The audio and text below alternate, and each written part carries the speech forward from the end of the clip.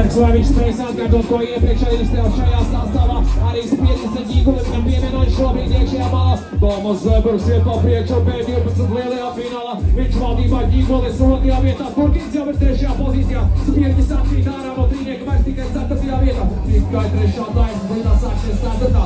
4. taisnes Zembergs, Ģīgulis 1-2, Purkins 3, strauji tojās 4. taisne beigām. Pēdējā virāža, Tomas Zembergs, pēdējā taisne. Vai viņš spēs noturēt, vai Ģīgulis probēr Ģīgulis? Tas ir Kurtaus Ģīgulis! Izrē pēdējā taisne uzvar 8 Zembergu 2 un Purkins kā 3. pievienojas šeit cīņai.